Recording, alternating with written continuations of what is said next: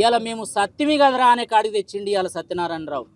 గెలవడానికి ముందు సామాన్య జనాన్ని నమ్మబలికి 108 అని పిలిపించుకున్న సత్యనారాయణరావు ఇవాళ భూపాలపల్లి నియోజకవర్గంలో ముఖ్యంగా చిట్యాల మండలంలో చట్టబద్ధ పాలనకు మార్చురి అయిపోయిండు. ఇక ఏమన్నంటే పబ్లిక్ మీటింగ్లలో నేను తప్పు చేస్తే ముక్కు నేలకు రాస్తా, తప్పు చేసినోని ముక్కు నేలకు రాపిస్తా అని మాట్లాడుతున్నాడు. ఇలా 5 రోజులు అయింది జర్నలిస్ట్ రవిపై దాడి జరిగి. ఇలా జర్నలిస్ట్ రవి చేసిన తప్పేందో చెప్పు, లేదు అంటే దాడి చేసిన విషయం తప్ప ఒప్పా చెప్పు, తప్పు చేసిన వాళ్ళను ఎంతమందిని ముక్కు నేలకు రాకిచ్చినవో చెప్పు, నువ్వు ఏ విధంగా బాధ్యత వహిస్తున్నావో చెప్పాలని ఈ సందర్భంగా మేము చెప్తున్నాం.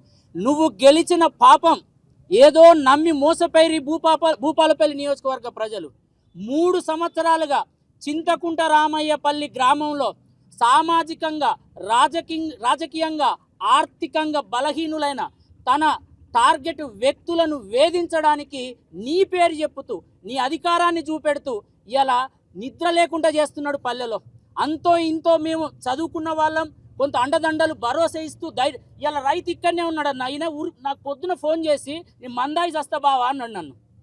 అరే నేను ఎందుకంటే స్థానికంగా ఉండను, మందాయి చేస్తా అన్నప్పుడు ఒక మనిషి నేను పోగొట్టుకోలేను. ఇలా నన్ను నమ్మి నాకు ఫోన్ చేసిండు. నీ బాధ ఏందా అంటే ఆయన బాధ చెప్తే ఆయన పంట వీకేసిర్రు, ఆయన భూమి దున్నిర్రు. అరే పంట వీకినప్పుడు ఒక చదువుకున్న వ్యక్తిగా ఆ పల్లెలో పుట్టిన చదువుకున్న బిడ్డగా నేను అండగా నిలబడితే నా పంటకు గడ్డి మందు కొట్టిర్రు. ఇలా కేసు పెట్టే పరిస్థితి లేదు. ఇవాళ డిఎస్పీ ఇవాళ ఈ దాడి అనేది చాలా స్పష్టంగా చట్టబద్ధ పాలనకు జర్నలిస్ట్ రవి బాధ్యతతో నిలబడ్డందుకు జరిగిన దాడి మాత్రమే అది. ఆయన ఏ పాపం చేయలేదు, ఏ తప్పు చేయలేదు, ఎవరిని బ్లాక్మెయిల్ చేయలేదు. ఇలా చట్టబద్ధ పాలనను అనగదొక్కడానికి, ఆ కాంక్షను అనగదొక్కే ప్రాసెస్లో ప్రక్రియలో జరిగిన దాడి మాత్రమే ఇది. ఇవాళ ప్రతిసారి నీకు ఒక రైతు కుటుంబం 5 రోజులు ఇక్కడ నీ అనుచరులు వేధిస్తున్నారు, పోలీసులు పట్టించుకుంటలేరని 5 రోజులు ఇక్కడ కూర్చుంటే పోలీసులు స్పందించరు. లేదు మేము చట్టం ప్రకారం పనిచేస్తున్నాం, అనుచరుల మీద కేసులు పెడుతున్నామని పోలీసు వాళ్ళు చెప్పారు. ఎమ్మెల్యే సైతం లేదు ఎవడొచ్చినా నేను చర్యలు తీసుకోమంటున్నా, నేను చట్టబద్ధ పాలనకు కట్టుబడి ఉన్నా అని ఎమ్మెల్యే చెప్పాడు. అంటే ఇద్దరు మౌనం వహించారంటే ఇక్కడ జరిగే అరాచకాలకు వారిద్దరి మద్దతు ఉంది. ఇవాళ అంతేకాకుండా మనకు ఉమ్మడి రాష్ట్రంలో కానీ గత 10 సంవత్సరాల పాలనలో కానీ పోలీస్ శాఖకు సంబంధించి ఒక అధికారిని ఒకే హోదాతోని 2 సార్లు ఒక ప్లేస్కు పోస్టింగ్ ఇచ్చిన చరిత్ర లేదు.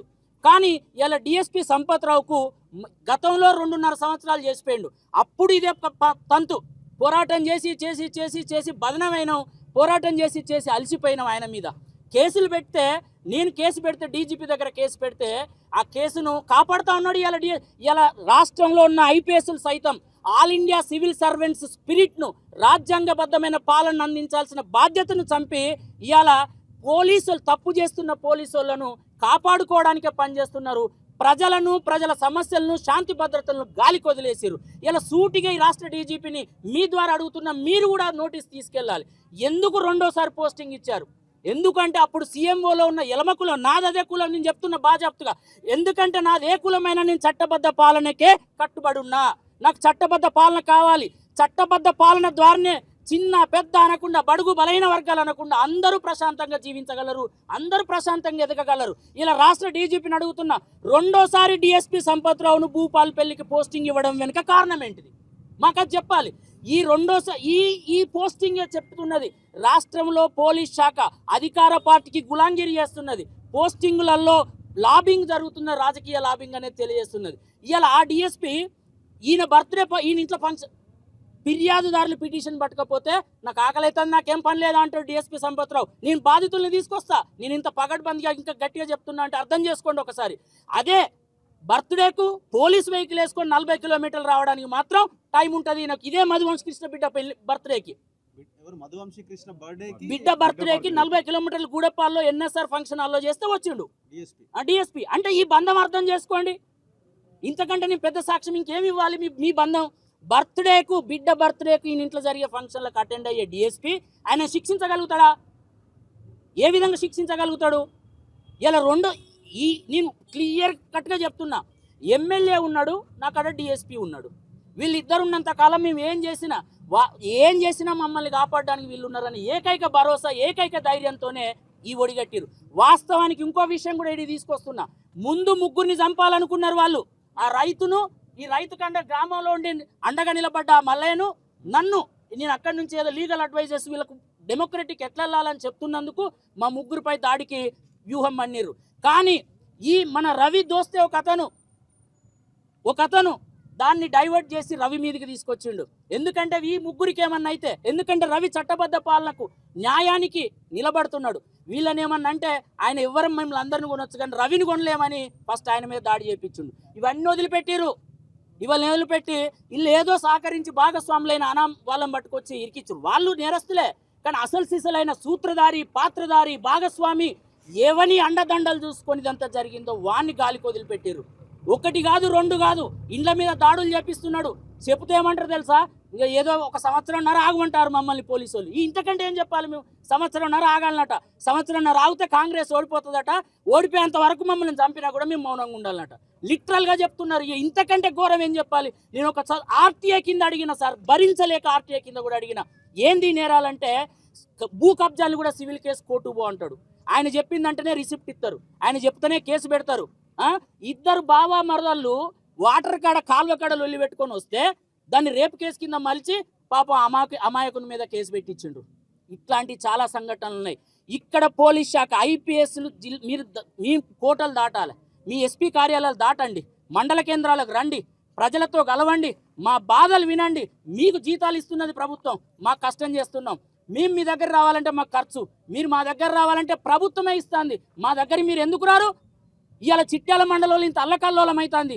రాహుల్ గాంధీ ఇమేజ్లు దిష్టి బొమ్మలు గాలబెడతారంటే, మోడీ దిష్టి బొమ్మలు గాలబెడుతుందంటే వస్తారు. ఇలా ప్రజలు ఒక ఆడబిడ్డ కూర్చున్నది. ఇప్పటి వరకు నీకు సమాచారం అందలేదా ఎస్పీ గారికి? ఇలా ప్రధాన నిందితుడు తప్పిస్తున్నారు, నిద్ర నటిస్తున్నారు. ఒక వ్యక్తి ఎట్లా తప్పించుకుంటాడు? ఎక్కడో ఉన్న ఐబొమ్మ రవి గారిని పట్టుకొచ్చేందుకు చేతనైంది, కానీ ఇక్కడ ఉన్నోని పట్టుకురావడానికి చేత కాలేదా పోలీసులకు?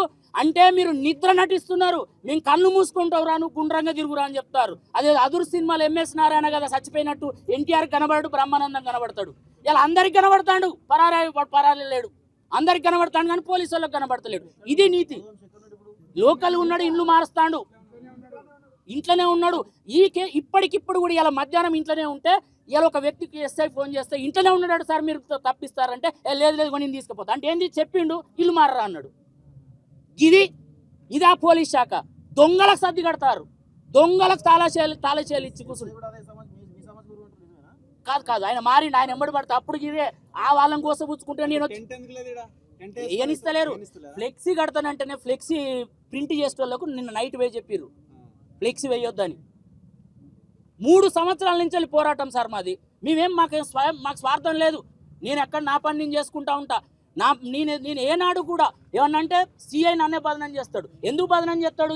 ఆయన కూర్చొని క్వార్టర్లో కూర్చొని మాట్లాడుకుంటారు. సిఐ సామాన్యుడు ఇలా పోలీస్ శాఖ ఆఫీస్ దగ్గరికి వెళ్ళాలంటే భయపడతాడు. అలాంటిది వీళ్ళు పోయి అలా కూర్చొని ఆయన క్వార్టర్లో కూర్చొని గంటలు ముచ్చట పెట్టుకుంటారు. ఇంతెందుకు ఒక బాధితుడు మాట్లాడుతా అంటే మధువంశ అనేటోడు వితౌట్ పర్మిషన్ సిఐ ఆఫీసులోకి వస్తే ఈ బాధితుడిని బయటికి వెళ్ళగొడతాడు. నీ ప్రియారిటీ ఎవరు? నేను బాధితుని ముందర పెడతా, నేను బాధితుని తీసుకురావడానికి, దీనికి అన్నిటికీ సాక్ష్యాలు తీసుకురావడానికి నేను సిద్ధంగా ఉన్నా. పోలీస్ శాఖ నుంచి వెళ్ళి చిత్తశుద్ధితోని ఇక్కడ ఒక క్రమశిక్షణని, ఒక లాండ్ ఆర్డర్ని, ఒక చట్టబద్ధ పాలనని అందించడానికి ఏ ఉన్నతాధికారి ముందుకు వచ్చినా మేము సహకరించడానికి సిద్ధంగా ఉన్నాం, మేము ఆధారాలు ఇవ్వడానికి సిద్ధంగా ఉన్నాం.